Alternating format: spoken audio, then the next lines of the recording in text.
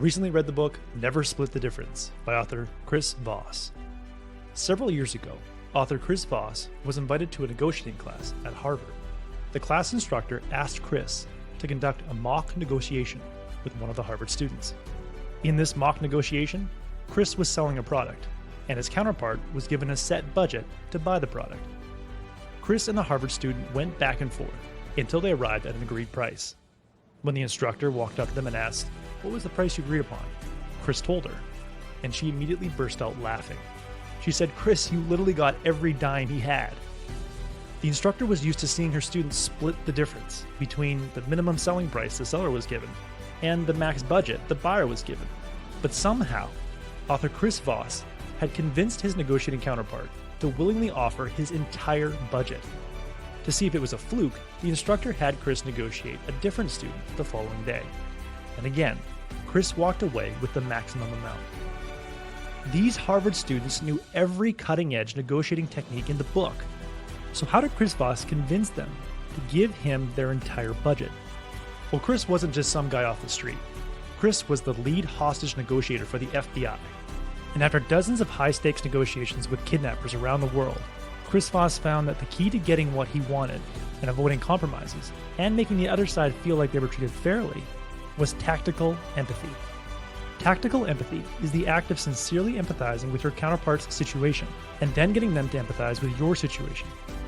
Let me tell you why demonstrating sincere empathy is critical to negotiation, and how giving and receiving empathy is the key to walking away from a negotiation with the best possible price, best possible salary, or the best possible contract, while making the other party feel like they were treated fairly.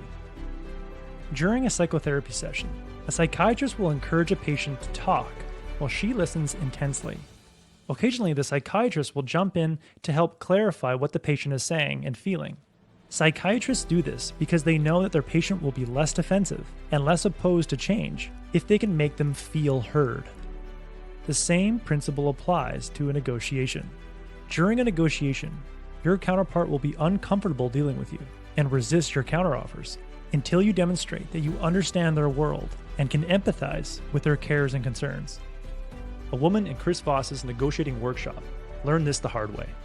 The woman, who we'll call Susan, was a sales rep for a pharmaceutical company.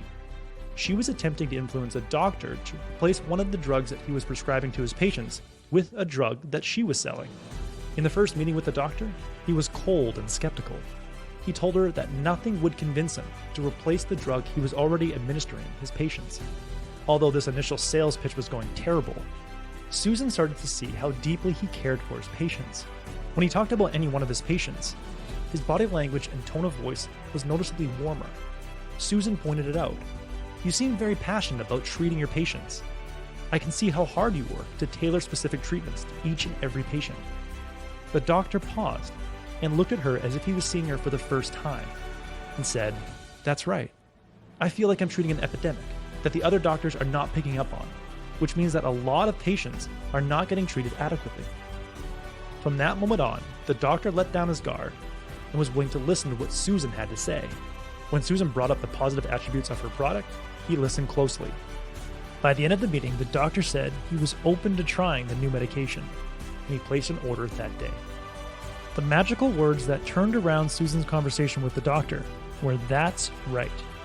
If you can get your counterpart to say the words, "That's right," then you know you've made them feel heard, and you'll know that they'll be more receptive to any offers and counteroffers that you make from that point forward. Author Chris Voss says, "A negotiation doesn't truly start until you hear the words, 'That's right.' The best way to get your counterpart to say the words, 'That's right,' is to listen to the emotion behind your counterpart's words. Your goal is to spot some cares and concerns that they have regarding the negotiation, and then summarize those cares and concerns with a concise statement that starts with, 'It seems like,' or 'It sounds like.' As in, it seems like you're really concerned about blank, or it sounds like blank is really important to you." The beauty of starting your statements with, "It seems like," or "It sounds like," is that if you're wrong, you don't damage the conversation, since you can follow up with, "Well, I didn't say that's how it was, it just seems that way." But if your counterpart confirms your summary statement with a "That's right," then it's time to get them to empathize with your situation. Chris Voss says the best way to get someone to empathize with your situation and start thinking of ways in which they can help you is to ask calibrated questions. Calibrated questions are open-ended questions that start with how or what and are calibrated to direct your counterpart's focus towards your problem. They turn a negotiation from a confrontation to a problem-solving session. Chris Voss says, the ultimate calibrated question is, how am I supposed to do that?